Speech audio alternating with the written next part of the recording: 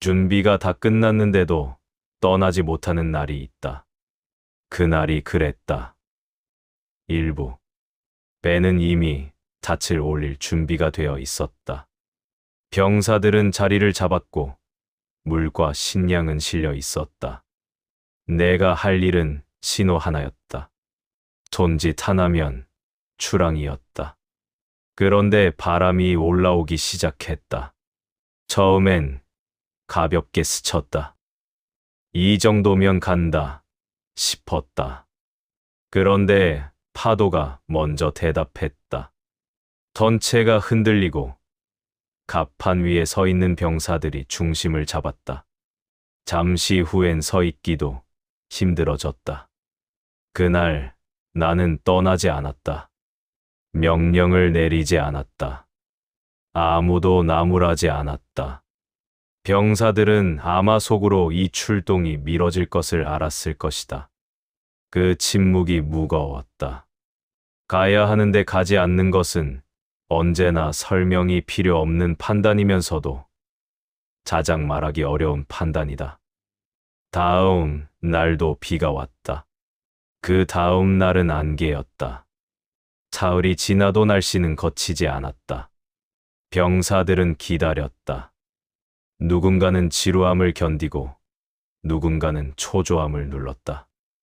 나도 눌렀다. 떠나고 싶은 마음이 없었던 게 아니다. 오히려 더 있었다. 바람만 잔잔해지면 당장이라도 출항하고 싶었다. 그런데 기다렸다. 기다림은 게으름이 아니었다. 그 안에서 내가 보고 있는 건 따로 있었다. 바다 위에서 풍랑을 만나면 어떻게 되는지를 나는 알고 있었다. 배가 틀어지고 함선끼리 거리가 어긋나고 한 방향으로 움직여야 하는 전열이 흩어진다. 전투 중에 그것이 벌어지면 손실은 내 실력과 무관하게 만들어진다. 손실을 줄이는 선택. 그것이 기다림의 이름이었다. 날씨가 꺾이기를 기다리면서 나는 오히려 다음 움직임을 다듬었다. 어디로 진입할 것인지, 어디를 먼저 칠 것인지, 복병을 어디에 숨길 것인지. 손이 움직이지 않는 날에도 머릿속은 움직이고 있었다. 기다림은 멈춤이 아니었다. 보이지 않는 준비였다.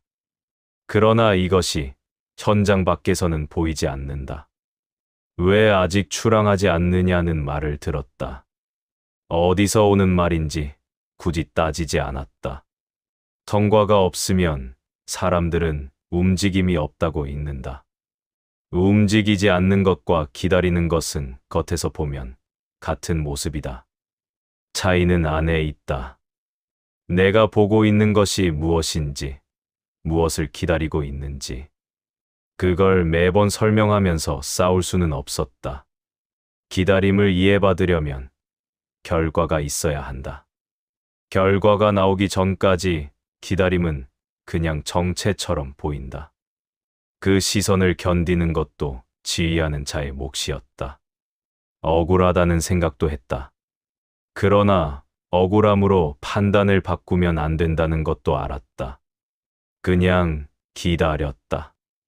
기준이 흔들리지 않으면 기다림은 언젠가 제 모습을 보여준다. 그것을 믿으면서 버텼다. 조직 안에서도 이런 날이 있다. 다들 준비됐다고 말하는데 막상 뛰어들면 안 된다는 감각이 오는 날. 그 감각을 말로 설명하기 어려운 날. 그런데도 멈춰야 하는 날. 그날의 기다림이 나중에 무엇을 지켰는지는 한참 지나야 보인다. 현장은 그것을 안다. 다만 그 시간 안에서는 아무도 알아주지 않는다. 2부. 날씨가 풀리자 우리는 드디어 움직였다. 웅포 쪽으로 향했다. 그곳에 적선들이 모여 있다는 정보가 들어와 있었다. 얼마나 되는지, 어떻게 배치되어 있는지는 직접 봐야 했다. 안개가 거친 아침, 함대는 소리 없이 나아갔다. 폭우 어귀에서 보였다. 적선들은 포구 안쪽 깊이 들어앉아 있었다.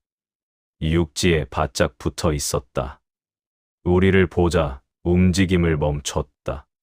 싸울 생각인지 달아날 생각인지 가늠이 안 됐다. 열린 바다로 나오게 만들어야 했다. 포구 안에서는 우리가 이길 수 없는 게 아니다. 그러나 포구는 우리가 원하는 전장이 아니었다. 수심이 얕고 물길이 좁고 함선을 자유롭게 움직이기 어려운 곳이다. 우리가 가진 강함은 열린 바다에서 빛난다. 그 강함을 쓰려면 적을 밖으로 끌어내야 했다. 그래서 유인했다. 몇 척이 먼저 움직였다. 포구 쪽으로 다가가는 척하다가 돌아섰다. 적이 따라오기를 기다렸다. 쫓아오기만 하면 열린 물 위에서 포위할 수 있었다. 적은 나오지 않았다. 포구 깊이 더 물러났다. 다시 시도했다. 이번엔 거리를 더 좁혔다. 다가가고 물러서고 다시 다가갔다. 적이 반응을 보였다. 잠깐 뱃머리가 이쪽으로 향했다. 짚었는데 다시 돌아갔다. 포구 안쪽으로. 그렇게 여러 번이 반복됐다. 2번, 3번, 그 이상이었다. 그때의 통분함을 말로 다 옮기기 어렵다. 눈앞에 있는 적이다. 보인다. 거리도 안다. 포화가 닿을 만큼 가까울 때도 있었다. 그런데 잡히지 않았다. 추격할 수 없는 곳으로 계속 달아났다. 성과가 없었다. 날이 저물면 돌아왔다. 빈손이었다. 아무것도 없는 건 아니었다. 정보를 얻었고 적의 행동 패턴을 읽었다. 그러나 그것은 보이지 않는 성과다. 적선 한 척을 침몰시켰다는 보고가 아니다. 포구 앞까지 갔다 왔다는 기록이다. 그 밤이 길었다. 누군가는 나무랐을 것이다. 속으로라도 뭘 하고 돌아왔냐고. 가까이 갔는데 왜 그냥 왔냐고. 내가 그 말을 몰랐던 게 아니다. 나도 같은 말을 스스로에게 하고 있었다. 통분이라는 말이 있다. 분해서 쓰리다는 뜻이다. 단순히 화가 나는 것과 다르다. 할 수 있었는데 하지 못한 자리에서 오는 감각이다. 기회가 없었던 것도 아니고 능력이 없었던 것도 아닌데 결과가 비어 있을 때 그 씁쓸함. 그것을 견디는 것도 싸움의 일부였다. 눈앞에서 놓친 적을 쫓지 않은 건 포기가 아니었다. 포구 안까지 밀어 들어가면 우리가 불리해진다는 감각이 있었다. 그 감각이 나를 멈췄다. 분한 마음이 판단을 앞질러서는 안 된다는 것을 알면서도 그것을 누르는 건 매번 쉽지 않았다. 그래도 눌렀다. 성과가 비어있는 날 밤에 가장 조심해야 하는 것은 판단이다. 빨리 무언가를 보여주고 싶은 마음이 올라온다.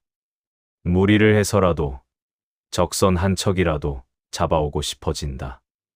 그 마음이 기준을 흔든다.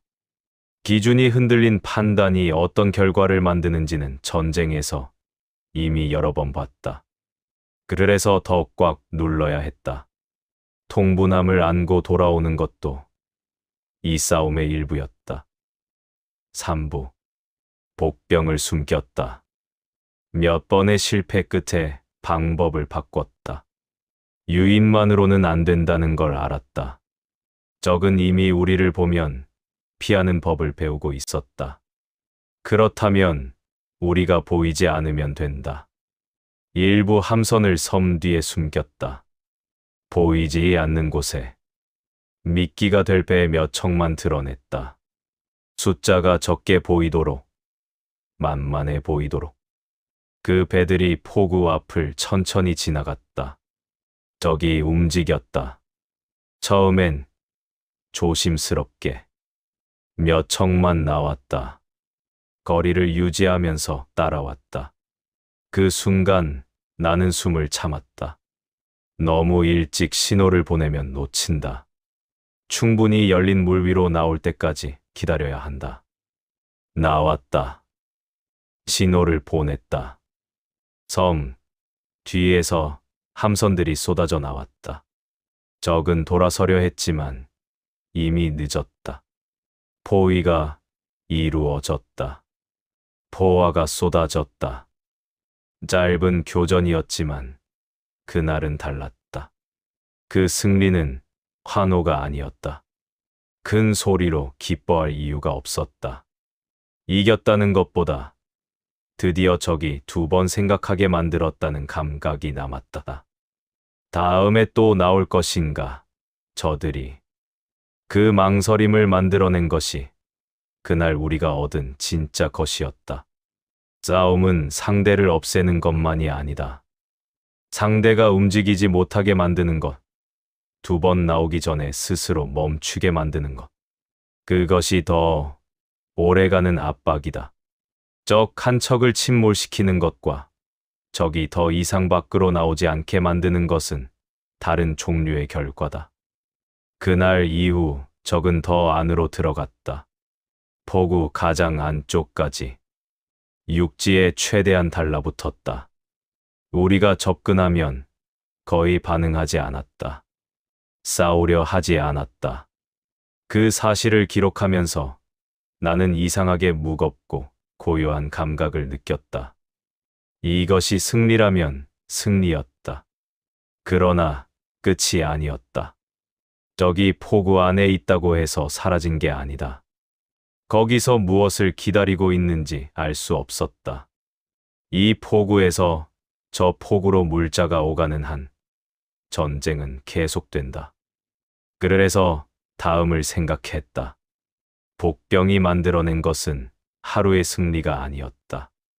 적이 우리의 위치를 확신할 수 없게 만드는 환경이었다. 어디에 얼마나 숨어 있는지 모른다는 것이 적에게 가장 무거운 짐이 된다. 그 짐을 계속 지게 만드는 것. 그것이 복병의 진짜 역할이었다. 4부. 총공격을 준비했다. 15척을 선별했다. 가장 빠르고 움직임이 민첩한 배들이었다. 포구 안까지 직접 치고 들어가는 방식이었다. 포위한 채로 밖에서 기다리는 방식이 한계에 이른 것이었다. 적이 나오지 않는다면 우리가 들어가야 했다. 그날은 파고가 낮았다. 바람도 잠잠했다. 출발했다. 포구 어귀에서 포화가 시작됐다. 적도 응사했다. 소리가 물 위로 가득 찼다. 함선들은 간격을 유지하며 안으로 들어갔다. 조금씩 깊어졌다. 그런데 바람이 바뀌었다. 처음엔 미세한 변화였다. 파도가 조금 높아졌다. 좋다가 묵직해졌다. 그 다음 순간이었다. 파도가 솟아올랐다. 바람이 한쪽 방향에서 몰려왔다. 순식간에 물 위가 흔들리기 시작했다. 나는 즉각 신호를 보냈다. 전투 중지. 철수. 그 결정은 빠르게 내려졌다. 망설임이 있었던 것도 아니다. 지금 이 파도 속에서 계속 전투를 이어가면 적의 포화가 아니라 바다가 우리를 무너뜨린다. 적과 싸우다 지는 것과 파도에 밀려 배를 잃는 것은 다른 이야기다. 밀어붙이면 이긴다는 말이 있다. 때로는 맞다. 그러나 그 말이 맞는 전제가 있다. 나와 내 함선이 버틸 수 있어야 한다는 전제. 그 전제가 무너지는 순간이 있다. 파도가 그 선을 넘은 것이었다. 물러났다. 포구 안에서 빠져나오는 동안 배 몇 척이 흔들렸다. 가까스로 유지했다. 철수를 결정한 시점이 조금만 늦었다면 어떻게 되었을지 생각했다. 그 상상은 짧고 분명했다. 그 판단이 겁처럼 보였을 수도 있다. 승기를 앞두고 물러섰다고 읽는 사람이 있었을 것이다. 그 시선을 모르지 않는다. 기준이란 게 밖에서 보면 망설임처럼 보일 때가 있다. 결과로만 읽는 시선은 판단의 이유를 보지 못한다. 그러나 나는 알고 있었다. 내가 가지고 있는 것의 한계를, 이 함대를 유지하려면 무엇을 지켜야 하는지를, 지금 잃으면 다음이 없다는 것을. 파도가 멈추라고 말할 때 그 말을 들을 수 있는 것도 싸움의 일부다. 멈추는 것이 기준이 되려면 두 가지가 함께 있어야 한다. 왜 멈추는지를 내가 분명히 알고 있어야 하고, 그 이유가 두려움이 아니라 판단이어야 한다. 두려움은 상황에 따라 흔들리지만 판단은 기준에서 온다. 그날 내가 신호를 보낸 건 두려움이 아니었다. 이 상황에서 더 나가면 무엇이 무너지는가를 알고 있었기 때문이었다. 그것이 그날의 기준이었다. 오부. 화선을 준비했다. 물 붙인 배를 적진으로 밀어 넣는 방식이다. 좁은 포구 안에 빽빽이 들어앉은 적선들을 한꺼번에 태울 수 있다. 바람 방향이 맞고 조류가 안쪽으로 흐른다면 가능한 전술이었다. 실제로 조건이 맞는 날이 왔다. 바람이 포구 안쪽을 향하고 있었다. 조류도 그쪽으로 흘렀다. 화선 몇 척에 불을 붙이면 그 안에 있는 적선들 상당수를 태울 수 있었다. 그런데 멈췄다. 단지 바람 때문이 아니었다. 바람은 충분했다. 불은 충분히 번질 것이었다. 그게 문제였다. 포구 주변엔 마을이 있었다. 바람이 방향을 바꾸면 불은 거기로 간다. 적선만 타고 끝나는 불이 아니다. 한번 옮겨 붙기 시작하면 내가 원하는 곳에서만 멈추지 않는다. 그 안에 사람들이 있다. 도망가지 못한 사람들이 있다. 불을 놓지 않았다. 화선은 다시 묶어두었다. 이 판단을 설명하기가 쉽지 않다. 적을 태울 수 있는데 왜 안 하느냐? 그 기회를 왜 버리느냐? 전쟁은 전쟁 아니냐? 그 말들의 무게를 모르는 게 아니다. 그러나 내가 지키려는 것이 무엇인가? 적을 물리치는 것이다. 그런데 그 과정에서 내가 지키려는 사람들이 피해를 입는다면 그것은 무엇을 위한 싸움인가? 적에게 몰리면 적은 화풀이를 한다. 닥치는 대로. 궁지에 몰린 것들이 하는 방식이 있다. 그 화풀이가 번져갈 곳은 언제나 가장 약한 곳이다. 백성이 거기 있었다. 불이 번지면 내가 이긴 전장에서 내 백성이 탄다. 그것은 이긴 것이 아니다. 화선을 멈춘 건 겁이 아니었다. 기준이었다. 책임이 어디로 번지는가를 먼저 읽은 것이었다. 그 판단은 빠르지 않았다. 조건이 맞는 것을 확인하고 나서도 한참을 바라봤다. 바람을 다시 확인했다. 마을 쪽을 봤다. 포구 안을 봤다. 어느 쪽이 더 무거운가를 재고 또 쟀다. 무거운 쪽은 마을이었다. 그 무게를 외면하면서 전과를 만드는 것은 내가 할 수 없었다. 결과가 좋아도 그 결과를 만드는 과정에서 책임이 엉뚱한 곳으로 번지면 안 된다는 것을 알고 있었다. 우리는 그런 순간을 안다. 지금 끝내면 편하다가 아니라 지금 끝내면 더 큰 책임이 남는다는 밤을. 그 밤에 무엇을 선택하는가가 기준을 만든다. 화선 앞에서 내가 멈춘 것은 그 밤의 감각이었다. 6부. 의승병과 의병이 상륙을 시도했다. 육지에서 적을 압박하려는 시도였다. 주군이 바다를 막고 육지에서 동시에 공격하면 적은 사방이 막히는 형국이 된다. 전략적으로는 맞는 방향이었다. 그러나 끝까지 밀어붙이지 않았다. 상황이 들쑥날쑥했다. 지형을 충분히 아는 사람이 없었다. 상륙 병력의 규모도 충분하지 않았다. 적이 포구 안에서 반격으로 나올 경우 상륙한 병사들은 빠져나오기 어려웠다. 무리하면 그 병사들이 고립된다.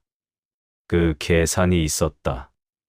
전술이 이론적으로 완성되어 있어도 지금 내 손에 있는 것들의 실제 상태가 그 전술을 받쳐줄 수 있는가? 그 질문이 먼저였다. 섬멸하지 못했다. 포구 안에 있는 적을 완전히 없애지 못한 채 물러서야 하는 날들이 쌓였다. 아쉬움이 없다고 하면 거짓말이다. 저것들을 여기서 끝내야 하는데 그 말이 입안에서 맴돌았다. 그러나 선을 넘지 않았다. 책임이 번질 곳을 알고 있었기 때문이다. 내가 서 있는 곳 뒤에 있는 것들을 알고 있었기 때문이다. 함부로 밀어붙여서 무너지면 그 다음을 감당하는 것은 내가 아니다. 그 피해는 내가 원하는 방향으로 흐르지 않는다. 포로를 구출한 날이 있었다. 우리 백성이 잡혀 있었다. 적이 포구 안에 묶어두고 있었다. 그들을 빼내는 것은 전과와 무관했다. 숫자로 기록되지 않는 일이었다. 그러나 움직였다. 살아서 돌아온 얼굴들이 있었다. 그 얼굴들을 보면서 이 싸움이 무엇을 위한 것인지를 다시 읽었다. 적선 몇 척이 아니다. 저 사람들이다. 그 사람들이 살아서 돌아올 수 있는 땅이다. 그것을 지키는 것이 내가 이 바다에 서 있는 이유였다. 경계를 지켰다. 싸움에서 경계란 단지 물리적 선이 아니다. 내 판단이 어디까지 책임질 수 있는가 하는 선이다. 그 선 안에서 최선을 다하고 그 선 밖은 건드리지 않는 것. 그게 내가 배운 기준이었다. 공정이 흔들리면 조직이 갈라진다. 이 싸움 안에서도 그것을 봤다. 전과를 나누는 방식이 달라지면 사람이 달라진다. 책임이 흐려지면 현장이 먼저 무너진다. 그 경계를 잡는 것은 전술보다 먼저였다. 7부. 돌아가야 했다. 농사철이 왔다. 병사들의 상당수는 농민이었다. 이 계절에 밭을 비우면 가을에 먹을 것이 없다. 전쟁은 싸우는 것만이 아니다. 싸우는 사람들이 이 싸움이 끝난 뒤에 살아갈 수 있어야 한다.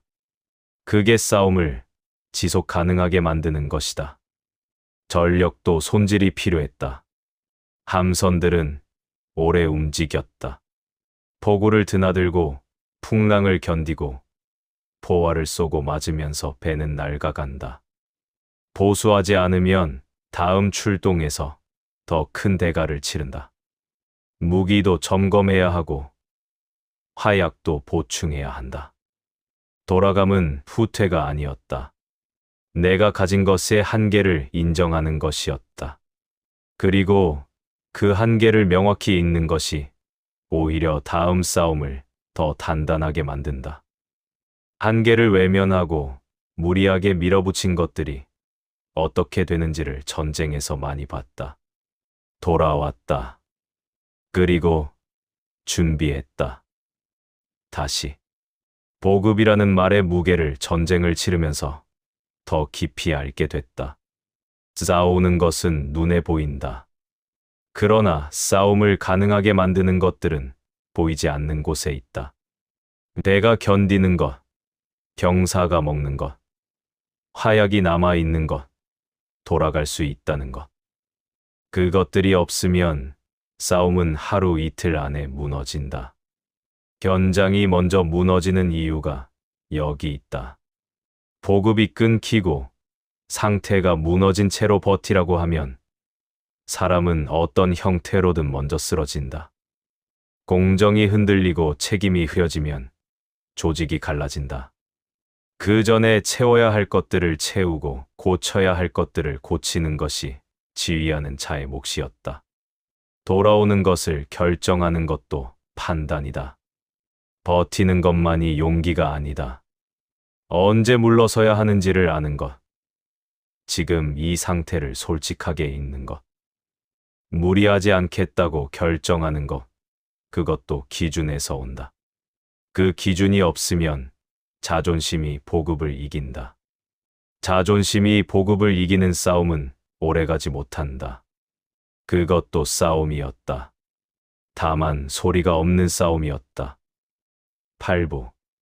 누군가 물어왔다. 왜 이번에도 완전히 쓸어버리지 못했느냐고. 나는 이렇게 기록했다. 적이 우리를 무서워하여 싸우려 하지 않는다. 이 말을 자랑으로 쓴 게 아니었다. 적이 싸우려 하지 않는다는 것은 그들이 우리를 만났을 때 이기기 어렵다는 계산이 섰다는 뜻이다. 그 계산이 그들의 선택을 바꿔놓았다.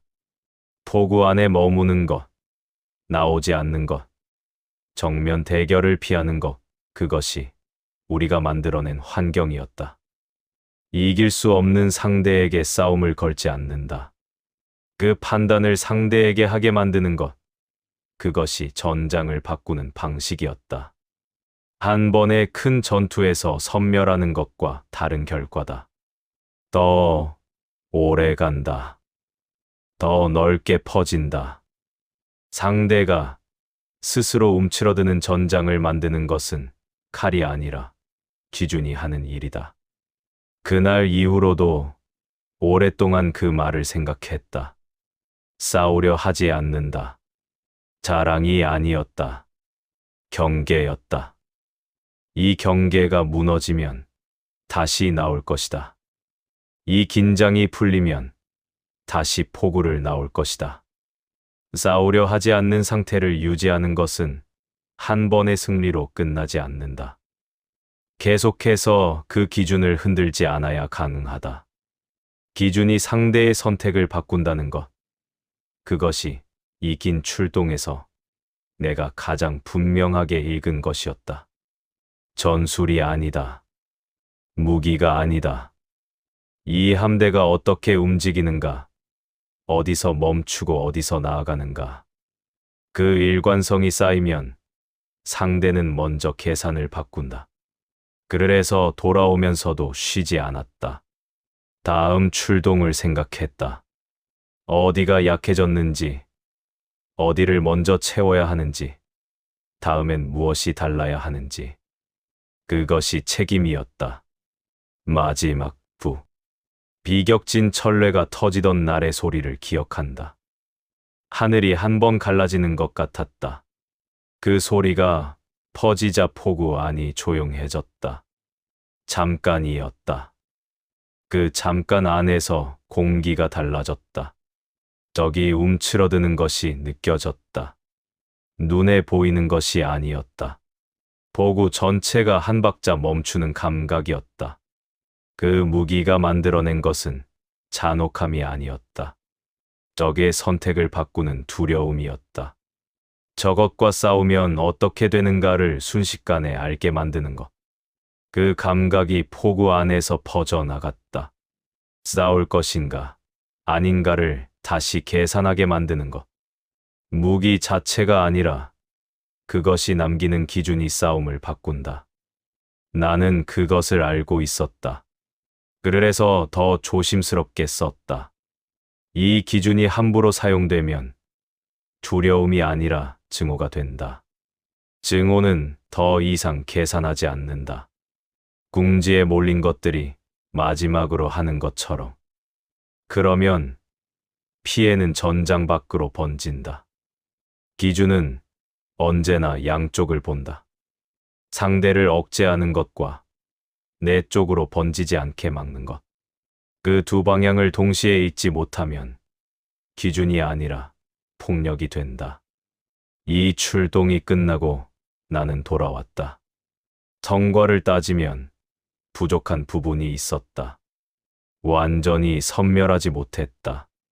포구 안까지 밀어붙이지 못했다. 화선도 쓰지 않았다. 착륙도 끝까지 가지 않았다. 그 아쉬움들이 없었다고 하면 거짓말이다. 그러나 내가 지킨 것이 있었다. 책임이 번지지 않게 막은 선이 있었다. 기준이 흔들리지 않게 버틴 자리가 있었다. 손실을 줄이기 위해 기다린 날들이 있었다. 화선 앞에서 멈춘 판단이 있었다. 파도가 오자 즉각 돌아선 감각이 있었다. 이것들은 보고서에 잘 적히지 않는다. 수치로 나오지 않는다. 전과장고의 칸에 들어가지 않는다. 그러나 그것들이 없었다면 내가 지키려 했던 것들은 다른 방식으로 무너졌을 것이다. 사람은 때때로 성과보다 기준을 먼저 지켜야 하는 순간을 만난다. 그 순간에 무엇을 손에 쥐고 있는가? 결심이 아니라 감각이다. 내가 그 선을 넘으면 무엇이 무너지는가를 아는 감각. 그것이 있어야 기준이 된다. 그것이 없으면 기준은 그날그날의 편의에 따라 바뀐다. 그리고 기준이 바뀌는 조직은 언제나 안쪽부터 먼저 갈라진다. 저기 피한 전장은 남지 않는다. 파도가 지나간 자리도 남지 않는다. 내가 지킨 기준의 선만이 조용히 오래 남는다.